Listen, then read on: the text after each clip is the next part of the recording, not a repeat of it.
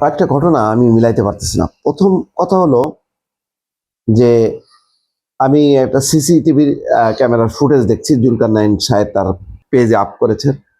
সেখানে দেখা যাচ্ছে যে ওই টাকা সহ ব্যাগের ইয়ে বেলাল উদ্দিনের সঙ্গে আরো একজন, দুইজন মিলে ঢাকা থেকে আসছেন।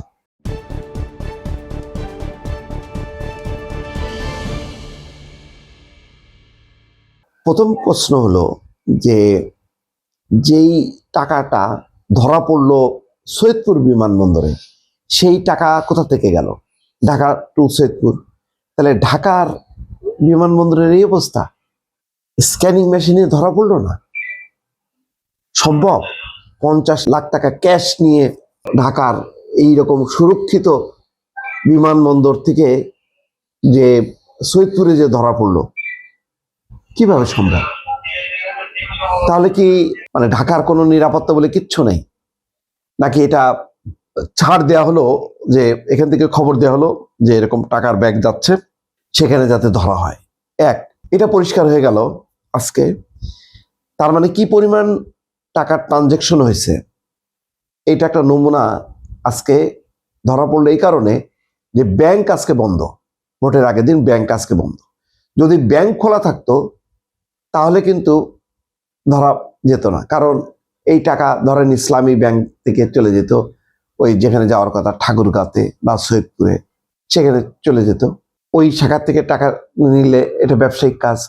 এখানে উনি শিক্ষক, তো উনি ব্যবসায়িক কাজে কিভাবে ইনভলভ?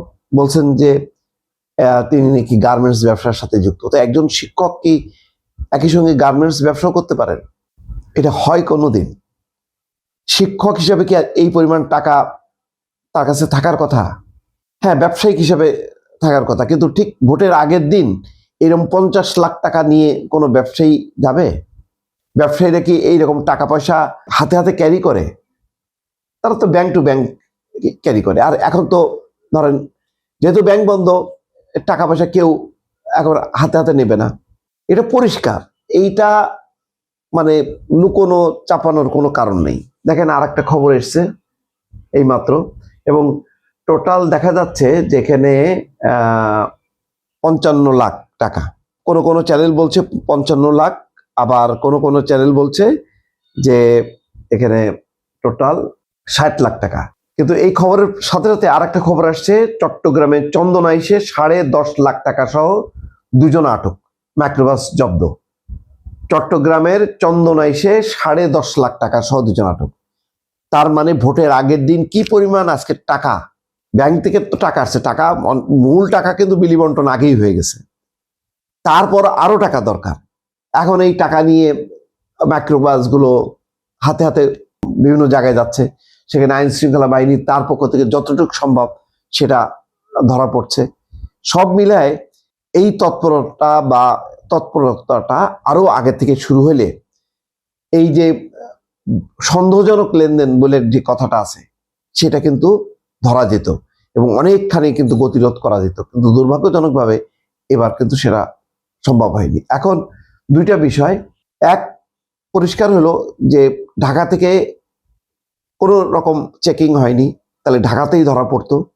তার মানে ঢাকার বিমানবন্দরের যে বেহাল অবস্থা, নিরাপত্তা ব্যবস্থা, আবারও ধরা পড়লো। এর আগেও দেখা গেছে যে অস্ত্র চলে গেছে, এবার টাকা চলে গেল। 2 নম্বর হলো যে ব্যাংক বন্ধ থাকাতে এটা ধরা সম্ভব হলো। এখন ব্যাংকের মাধ্যমে কত টাকা পয়সা এইভাবে সন্দেহজনক লেনদেন হলো, এটা কি আদৌ কখনো জানা যাবে? আমার ধারণা জানা যাবে না। এখন রাস্তাঘাটে ওই যে চন্দনাইশে এখন ব্রেকিং নিউজ হচ্ছে 10 লাখ টাকা সহ দুজন আটক। এইরকম টাকার এখন বিভিন্ন জায়গায় জায়গায় ছড়ানো ছিটানো হচ্ছে শেষ মুহূর্তে। এইগুলি কতখানি নিয়ন্ত্রণ করা যাবে, কতখানি জব্দ করা যাবে, সেটাই হচ্ছে এখন প্রশ্ন, দর্শক।